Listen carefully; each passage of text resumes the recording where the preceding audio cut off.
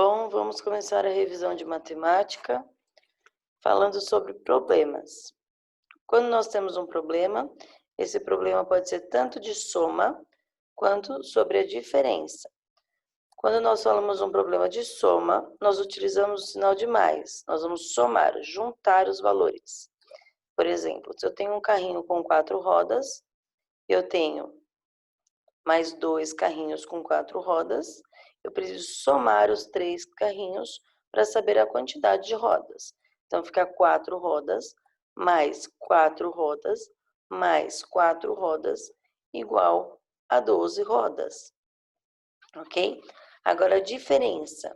Quando eu tenho dois valores diferentes um do outro, a quantidade de carrinhos é 6 e a quantidade de bonecas é 4, eu não quero saber quanto que é tudo junto. Eu quero saber a diferença. Quantos carrinhos a mais tem a quantidade maior e quantos carrinhos a menos tem a quantidade menor, ok? Então, eu uso o sinal de menos. Sempre que nós ouvirmos essas palavras, quantos a menos, quantos a mais, nós vamos saber que a diferença, então, é o sinal de menos. Então, vamos lá. Eu pego o valor maior, que é 6, menos a quantidade menor, que é 4. 6 menos 4. Coloco o 4 na cabeça e vejo quanto que falta para chegar no 6, levantando um dedinho para cada número. Coloquei o 4 na cabeça, 5, 6. 2 dedinhos eu levantei. Então, 6 menos 4 é 2. A diferença dessas duas quantidades de brinquedo é de 2 brinquedos. Por quê? Porque se eu tivesse mais 2 bonecas, ficaria igual as quantidades. Ou se eu tivesse menos 2 carrinhos, também igualaria as quantidades. Então, a diferença, eu quero saber quanto falta para as quantidades ficarem iguais. Então, eu pego a quantidade maior, menos a quantidade menor, e descubro quanto que faltava para as quantidades ficarem iguais. Ou eu tirava 2 carrinhos, ou eu acrescentava 2 bonecas, ok? Antecessor e sucessor. Agora, para o antecessor e sucessor, nós precisamos saber que antecessor é o que vem antes e sucessor é o que vem depois. Por exemplo, o número 82. O que vem antes de 82? Qual é o antecessor? Então, vamos lá. O que vem antes é 81, o antecessor, e o sucessor de 82 é 83. Então, o que vem antes, o antecessor é 81, e o que sucede, que vem depois, é 83. Vamos mais um. Então, vamos lá. Número 18. No número 18, o antecessor, o que vem antes, é o 17. E os que sucede, o que vem depois, é o 19. Ok? Então, vamos lá para o próximo. Agora vamos falar sobre gráficos e tabelas. Aqui nós registramos os votos de uma turma de primeiro ano sobre preferência de brinquedos, ok? Na tabela nós lembramos que tem linha e coluna, então nós registramos na tabela, nós anotamos, registrar é anotar, ok? Então, em tabela, nós descobrimos que 4 crianças preferem bola, 6 crianças preferem carrinho e 7 crianças preferem carrinhos de boneca. Isso foi na tabela. Agora vamos passar para um gráfico com barras e legenda. Olha a legenda ali do lado e as barras para serem preenchidas. Então, nós vamos preencher, sabendo que a bola, olhando na legenda, nós precisamos preencher de amarelo. Então, foram 4 crianças. 1, 2, 3, 4. Agora vamos fazer o preenchimento da barra do carrinho. São 6 crianças. 1, 2, 3, 4, 5, 6. Agora, barra do carrinho de boneca. 7 crianças. 1, 2, 3, 4, 5, 6, 7, ok? Preenchemos a tabela e o gráfico com os mesmos valores, o mesmo registro, só que em forma diferente. Uma a gente registrou numa tabela e outra a gente registrou no gráfico.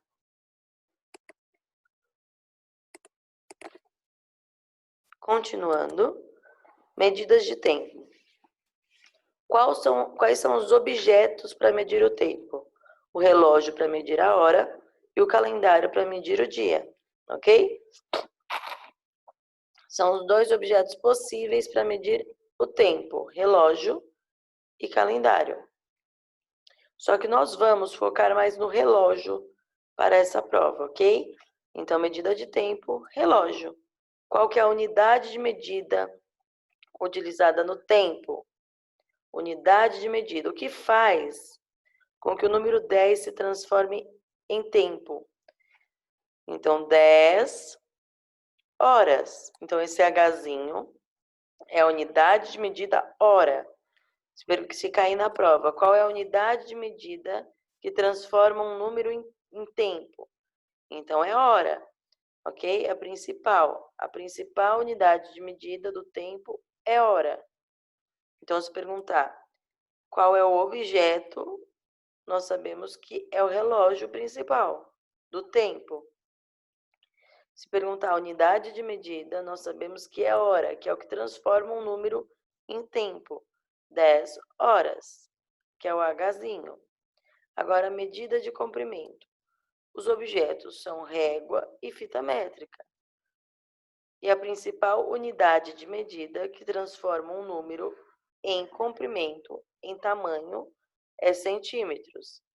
10 centímetros.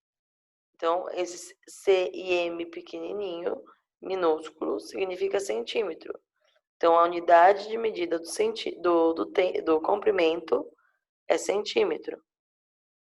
Medidas de peso. O objeto é a balança.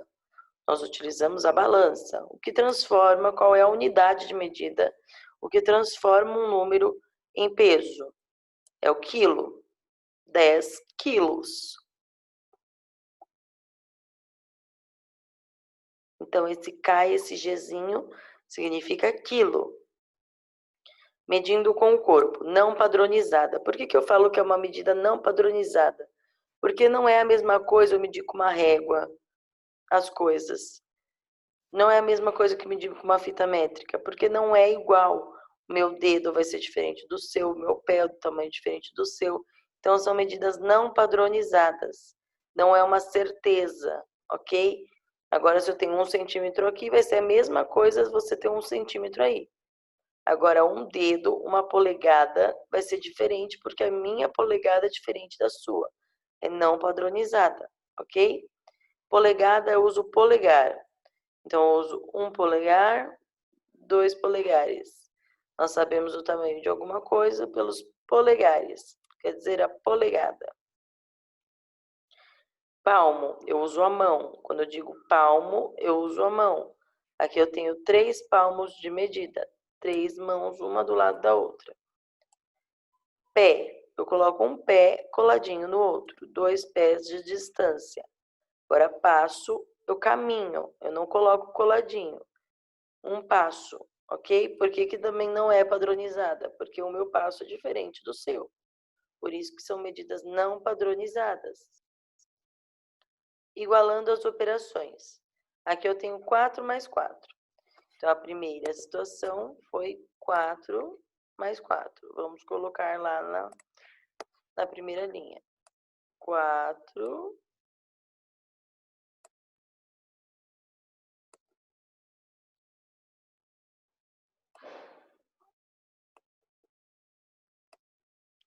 4, outra cor, mais 4.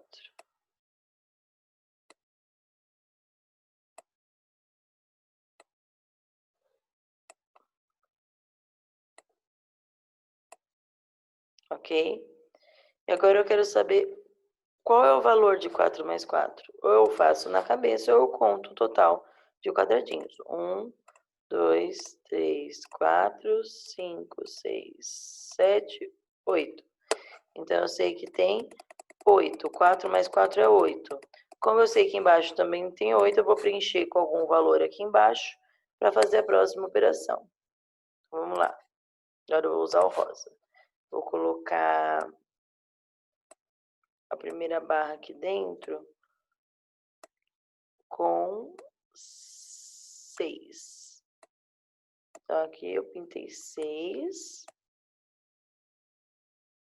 Mais quanto? Vamos colocar verde. 6 mais 2 também é 8, porque preencheu a mesma quantidade de quadradinho. Então, vamos colocar aqui 6 mais 2. Ok? Então, 4 mais 4 é igual a 6 mais 2, porque o resultado é igual. Os dois, o resultado é 8. 4 mais 4 é 8 e 6 mais 2 é 8. Ok? Par ou ímpar? Esses números são pares. Por quê? Porque, vamos lá, vamos fazer um teste. O número 2. Se eu tenho 2 quadradinhos, não tem nenhum quadradinho que fica sem par. Os dois ficam juntos. Se eu tenho 4 quadradinhos, aqui também, se eu tenho 4 quadradinhos, ninguém fica sem par. Então, nos números pares principais, 0, 2, 4, 6, 8, se nós desenharmos essas quantidades, ninguém fica sem par. Nenhuma unidade fica sozinha.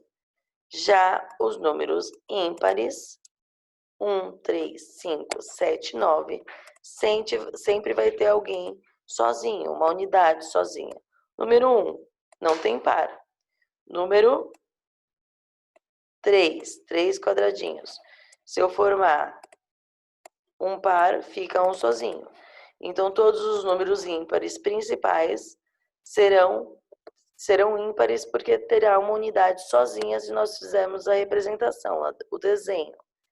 Então, se nós decorarmos esses números, os pares 0, 2, 4, 6, 8 e os ímpares 1, 3, 5, 7, 9, nós saberemos qualquer número separa o ímpar. Número 528. Eu sei que o 8, o último algarismo, é par. Então, o 528 também é par. Número 147, 247. Número 7, que é o último algarismo, é ímpar. Então, o 247 também é ímpar. Sempre iremos observar o último algarismo. Se ele for par, o número inteiro é par. Se ele for ímpar, o número inteiro é ímpar. Ok? Bom, essa foi a revisão de hoje. Qualquer dúvida, compareçam na revisão das 15.